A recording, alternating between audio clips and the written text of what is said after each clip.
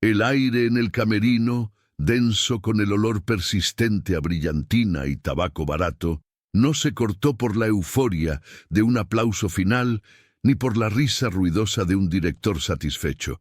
Fue un silencio pesado, cargado, de esos que preceden a una tormenta que nadie ve venir, pero que se siente en la piel. Nadie respiraba en el pequeño espacio donde Pedro Infante, el ídolo de México, acababa de hacer algo tan simple en apariencia, tan insignificante para algunos, pero tan profundamente transgresor para el hombre que lo observaba. Un acto que amenazaba con derrumbar no solo la tranquilidad de esa noche de 1953, sino la fachada impecable. La misma esencia de la estrella más grande de la época de oro del cine mexicano. La verdad de lo que ocurrió esa noche ha sido murmurada, negada, idealizada, pero rara vez contada en su cruda autenticidad. Pocos sabían la tensión real que se gestó entre el ídolo y su sombra, entre el hombre y la maquinaria que lo construyó. Y la revelación de aquel momento no solo nos habla de una anécdota, sino del alma de un país y de la batalla constante entre la humanidad y el espectáculo. Era una noche fresca de 1953, en el corazón vibrante de la Ciudad de México. El Teatro de los Insurgentes, una joya arquitectónica reciente, aún vibraba con el eco de los aplausos. La audiencia rendida había sido testigo, una vez más, del carisma inigualable de Pedro Infante. Su voz, esa que acariciaba y rasgaba el alma por igual, se había apagado en el escenario, pero seguía resonando en el imaginario colectivo. Afuera, la calle se había convertido en un río de gente. Los flashes de los fotógrafos aún parpadeaban como luciérnagas impacientes, y la multitud se agolpaba, esperando un último saludo, una sonrisa del hombre que parecía tenerlo todo: fama, fortuna, el amor de millones. Pero Pedro, ajeno a esa euforia que lo rodeaba como un halo, sentía el peso de la jornada de una manera muy distinta. La presión inmensa de ser una leyenda viviente, de cumplir con cada expectativa, de ser el charro cantor, el galán de barrio, el amigo incondicional de todos. Era una carga invisible, un sudor frío que solo él conocía en la soledad de su piel. Esa noche, el cansancio era más que físico, era un agotamiento del alma, de la exigencia constante de ser perfecto, de ser la imagen que le habían diseñado, en lugar del hombre que era. Mientras don Rafael, su manager de toda la vida, un hombre de negocios curtido con el olfato del lince para el dinero y una reputación intachable, lo apuraba hacia el Cadillac negro que los esperaba, Pedro se detuvo. Don Rafael era más que un manager, era un estratega, un arquitecto de la fama, un guardián celoso de cada paso, cada decisión, cada centavo de Pedro. Había construido la imagen de Infante ladrillo a ladrillo, negociado contratos millonarios y protegido su fortuna de 1000 maneras. Para don Rafael, Pedro no era solo un amigo, era una inversión, un imperio andante, y su visión estaba siempre fijada en la estabilidad y el crecimiento.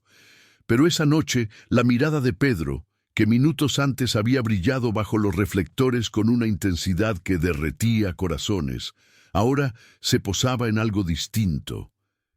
En la penumbra de un callejón lateral, justo cerca de la discreta salida de artistas, una figura encorvada se hacía diminuta. Era un hombre mayor, con la ropa raída, casi una extensión de las sombras de la pared. Su mirada, perdida y distante, se alzaba hacia los pocos transeúntes que aún quedaban, y su mano temblorosa se extendía en un gesto de súplica silenciosa. No era una visión inusual en la capital, una ciudad de contrastes brutales, pero algo en la quietud de ese encuentro, en la forma en que el anciano parecía invisible para el resto del mundo, tocó una fibra profunda, una herida antigua, en el alma de Pedro. Don Rafael, con un ademán impaciente y un tono que no admitía réplicas, intentó guiar a Pedro. «Vamos, Pedro, nos esperan para la cena. Los productores no pueden esperar». El tiempo era oro, y cada minuto perdido era un protocolo roto, una imagen descuidada, una posible fisura en el imperio infante. Pero Pedro ya no escuchaba. Sus oídos parecían sordos a la urgencia de su manager, a la lógica implacable de los negocios. Sus ojos no se despegaban de la figura del anciano. Fue entonces cuando sucedió. El ídolo de Guamúchil, el hombre que cantaba con el alma, metió la mano en el bolsillo interior de su saco, aquel bolsillo discreto donde guardaba el grueso fajo de billetes de su paga por la función de esa noche.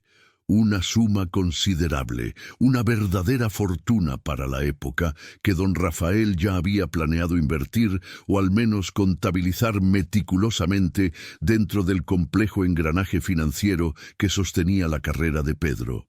Sin dudarlo, sin un ápice de vacilación, sacó el fajo completo.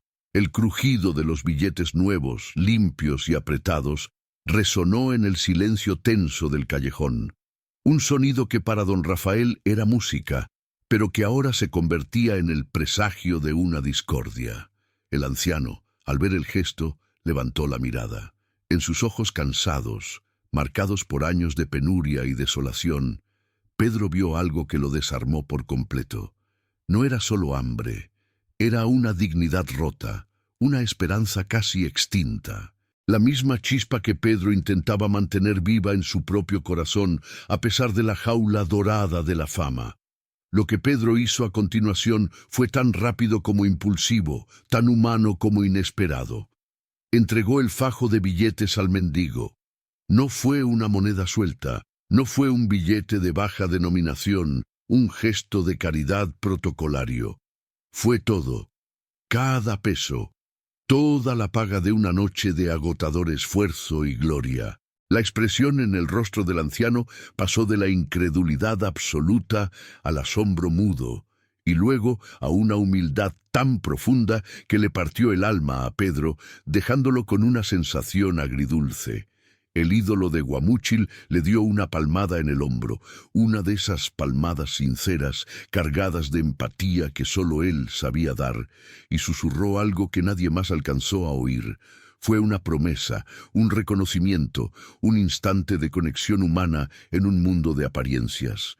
Pero don Rafael sí lo vio, y lo que vio le heló la sangre. El dinero, todo el dinero. La furia no fue inmediata, sino una ola de incredulidad que se transformó en un ardor abrasador, un fuego frío que le recorrió las venas. Su rostro, habitualmente impasible, se contrajo en una mueca de horror contenido. «¡Pedro! ¿Qué demonios has hecho?», siseó, su voz apenas audible, pero cargada de una amenaza que Pedro conocía bien, una promesa de consecuencias que le erizaba la piel. El manager, el hombre que había construido la imagen de Pedro ladrillo a ladrillo, que había negociado contratos millonarios y protegido su fortuna de 1000 maneras, sentía que su mundo se venía abajo por un simple, y a sus ojos, irresponsable, acto de caridad. El camino de regreso al hotel, un trayecto que normalmente sería de celebración y planificación, se convirtió en un purgatorio de tensión palpable. Don Rafael no gritaba.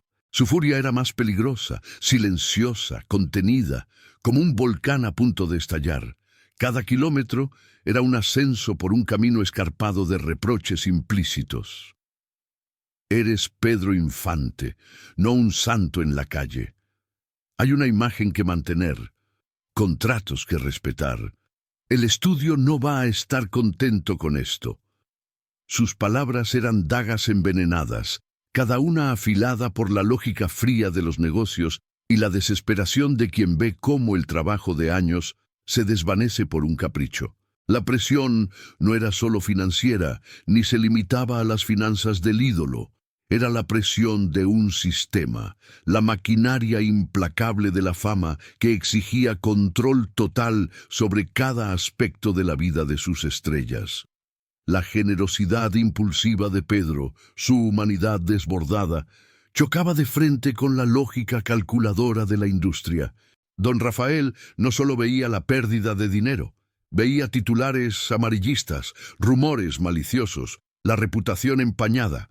Pedro Infante, derrochador o ingenuo. El ídolo regala su fortuna. ¿Problemas mentales? La reputación, el legado, todo lo que habían construido con tanto esfuerzo y sacrificio parecía pender de un hilo por un gesto de pura humanidad, un momento de compasión que no encajaba en el guión de su vida. Pedro, sentado en el asiento trasero del coche, con el rostro iluminado intermitentemente por las luces fugaces de la ciudad, no mostró arrepentimiento. Su mirada estaba fija en un punto lejano, perdida en el torbellino de la noche, como si aún viera los ojos agradecidos del anciano, como si el eco de su susurro aún resonara en su conciencia. No había culpa, solo una convicción profunda. Don Rafael, exasperado, buscando una respuesta, un atisbo de remordimiento, sacó la cartera de Pedro de su saco. Era una sencilla cartera de piel, ajena a los lujos que le eran ofrecidos, la que el ídolo prefería para recordar sus orígenes humildes. La abrió de golpe, mostrándola vacía, y la arrojó al asiento junto a Pedro con un golpe seco. El cuero resonó contra la tapicería, un sonido hueco que se clavó en el silencio. Ahí está, tu cartera, vacía, contento. Ahora, ¿cómo vamos a cubrir el anticipo del próximo rodaje? ¿Cómo vamos a pagar a la orquesta? ¿Cómo vamos a mantener esta farsa? La cartera vacía no era solo un objeto, era el símbolo tangible de la imprudencia, la amenaza real a todo lo que habían construido, la prueba irrefutable de un acto que, para don Rafael, era una traición. La tensión se palpaba en el aire, densa, casi asfixiante. Pedro sabía que don Rafael tenía razón en el plano de los negocios, en la lógica fría de los contratos y las cifras. Pero su corazón, ese órgano indomable, le dictaba una verdad diferente. El conflicto, en ese coche que avanzaba por las calles iluminadas de la Ciudad de México, no era solo entre ellos dos. Era una batalla ancestral entre el hombre y el ídolo, entre la compasión genuina y la conveniencia calculada. La máquina del cine, con sus contratos millonarios, sus expectativas desmedidas y sus exigencias inhumanas, era el verdadero antagonista. Exigía que Pedro fuera una imagen pulcra, un producto inmaculado, no un ser humano con sentimientos, con dudas, con un corazón dispuesto a romper las reglas. Fue entonces, en la quietud sofocante del coche, que Pedro se volvió hacia don Rafael. Su voz era suave, casi un murmullo en contraste con el rugido de la ciudad, pero firme, con esa autoridad tranquila que desarmaba incluso a los más duros, a los más cínicos. Rafael, dijo, usando el nombre completo, algo que rara vez hacía cuando estaban en desacuerdo, cuando la tensión era tan palpable. Su mirada, ahora directa, profunda, se clavó en los ojos de su manager, desnudando su alma. «Hay cosas que el dinero no compra», prosiguió Pedro sin levantar el tono.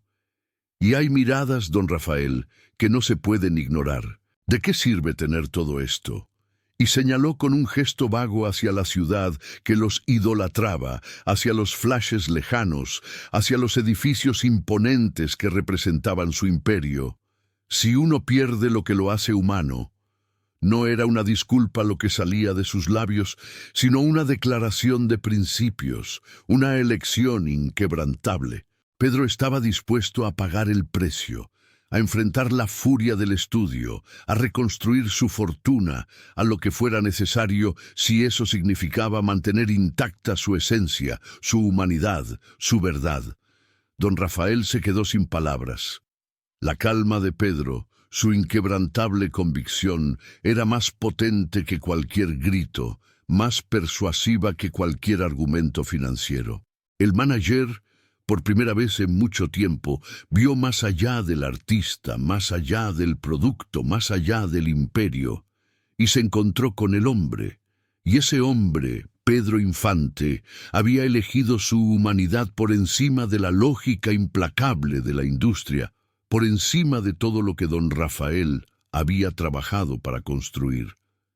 Aquella noche, la cartera vacía de Pedro Infante no solo representaba la pérdida de dinero, sino la encrucijada de un alma. La calma de Pedro, su inquebrantable convicción, era más potente que cualquier grito, más persuasiva que cualquier argumento financiero.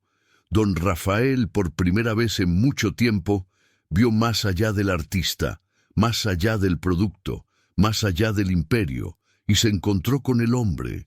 Y ese hombre, Pedro Infante, había elegido su humanidad por encima de la lógica implacable de la industria, por encima de todo lo que don Rafael había trabajado para construir. Aquella noche, la cartera vacía de Pedro Infante no solo representaba la pérdida de dinero, sino la encrucijada de un alma. Por un largo momento, el silencio se apoderó del coche, denso, cargado de verdades inexpresables. Don Rafael no respondió. No podía. Las palabras de Pedro habían disuelto su furia, dejándolo en un estado de perplejidad y una extraña admiración. El manager, el estratega, el implacable hombre de negocios, estaba desarmado ante la sencillez de una moral inquebrantable. Entendió en ese instante que no había batalla que ganar contra el corazón de Pedro Infante. La imagen que habían creado era poderosa, sí, pero la esencia del hombre era aún más formidable. La mirada de Pedro, serena y sin reproches, le transmitió a don Rafael una lección silenciosa. No se trataba de si el acto de caridad había sido prudente o no. Se trataba de lo que el alma de Pedro necesitaba para seguir siendo Pedro. Y sin esa alma, la máquina se detendría, el ídolo se desvanecería. Don Rafael lo supo, lo sintió en lo más profundo de su ser. El viaje continuó en un silencio diferente, uno de entendimiento tácito. Al llegar al hotel, la atmósfera seguía tensa, pero la furia de don Rafael había cedido el paso a una determinación fría y calculadora. Él era un solucionador de problemas, y este era un problema de la magnitud más delicada. No podía permitir que el incidente se filtrara. La imagen de Pedro era un activo nacional, y cualquier mancha podría tener repercusiones devastadoras no solo para la carrera del cantante, sino para los estudios y para todos los que dependían de ese fulgor. Esa misma noche, don Rafael se encerró en su oficina, no durmió. Con la frente surcada por la preocupación, revisó cuentas, movió cifras y finalmente tomó una decisión drástica. La mañana siguiente, sin decir una palabra a Pedro, transfirió la suma exacta que el ídolo había regalado y un poco más de su propia cuenta personal a la de Pedro Infante. Era un gesto inaudito, un sacrificio financiero considerable para él, un hombre que valoraba cada peso como si fuera de oro. Don Rafael, el guardián de la fortuna de Pedro, se había convertido por primera vez en su benefactor silencioso. Con el dinero cubierto, la siguiente tarea fue más compleja: manejar el estudio. Don Rafael era un maestro en el arte de la persuasión y la manipulación diplomática. Inventó una historia de gastos imprevistos, de un error en la contabilidad, de un pago adelantado a una orquesta fantasma. Los directivos, acostumbrados a su eficiencia y a los éxitos rotundos de Pedro, aceptaron a regañadientes, no sin lanzar una advertencia velada sobre la necesidad de mayor control. La crisis se contuvo. Los rumores, si los hubo, se disiparon antes de tomar forma, ahogados por la implacable mano de don Rafael. La cartera vacía, arrojada en el asiento del coche, se convirtió en un símbolo silencioso entre ellos. Ya no era solo un objeto, era el recordatorio constante de la línea delgada entre la fama y la humanidad, entre el ídolo y el hombre. Pedro nunca volvió a ver su cartera vacía. ni don Rafael volvió a regañarlo por un acto de caridad. Algo había cambiado fundamentalmente en la dinámica entre ellos. Una nueva capa de respeto, teñida de una profunda comprensión mutua, se había formado. Los meses siguientes, Pedro continuó siendo el ídolo que México adoraba. Sus películas rompían récords de taquilla, sus canciones se cantaban en cada esquina, y su sonrisa seguía siendo el bálsamo para un país que lo veía como un espejo de sus propias aspiraciones y esperanzas. Pero en privado, en los momentos de reflexión, Pedro llevaba consigo la quietud de esa noche, la imagen del anciano, y la convicción de que había hecho lo correcto. Don Rafael, por su parte, nunca lo admitiría en voz alta, pero la experiencia lo había transformado. El hombre de negocios implacable había descubierto una grieta en su propia armadura de pragmatismo. Los rumores de la época, que nunca fueron confirmados por él, decían que de manera anónima, en las sombras de la noche, don Rafael había comenzado a hacer pequeñas donaciones a orfanatos y comedores populares. Su furia se había diluido en una comprensión más profunda, en una humanidad que Pedro había logrado despertar. Años después, mucho después de la trágica partida de Pedro en 1957, en la plenitud de su leyenda, un viejo periodista de provincia, en una columna olvidada y casi ilegible, recordó un encuentro casual. Describió a un anciano que, al hablar de Pedro Infante, no mencionó sus películas ni sus canciones, sino un acto de generosidad que, según él, le salvó la vida una noche fría en la Ciudad de México. El anciano, con los ojos llenos de lágrimas, solo pudo decir: «Me dio todo, todo lo que tenía. Nunca lo olvidaré». Era el testimonio de un milagro personal, una luz en la oscuridad que había permanecido oculta por décadas. Y un antiguo asistente de don Rafael, ya en la vejez, confesaría en una entrevista radial que, a pesar de la furia inicial, su jefe nunca volvió a regañar a Pedro por un acto de caridad. Don Rafael siempre decía que Pedro tenía un sexto sentido para las almas buenas, murmuró el asistente, una sonrisa en su rostro arrugado, y que a veces la mejor inversión no se hacía con dinero, sino con humanidad. La fama puede construir ídolos de barro, figuras grandiosas pero frágiles, moldeadas por la adoración y las expectativas ajenas. Pero la humanidad genuina, la compasión desinteresada, la valentía de elegir el corazón sobre la conveniencia, forja leyendas inmortales. Esta es la historia de cómo Pedro Infante, el hombre detrás del mito, eligió su corazón sobre su cartera, y cómo esa decisión, en una noche cualquiera de la época de oro del cine mexicano, lo convirtió en algo mucho más grande que una estrella de cine. Su cartera vacía, ese símbolo de su desprendimiento, se llenó de un legado imperecedero. Un legado que no se mide en millones de discos vendidos o récords de taquilla, sino en el eco de una mirada agradecida, en la quietud de una lección aprendida y en la convicción de un hombre que nunca olvidó de dónde venía ni a quiénes se debía. Porque al final, no es la fortuna acumulada lo que define a un verdadero ídolo, sino la nobleza de su espíritu.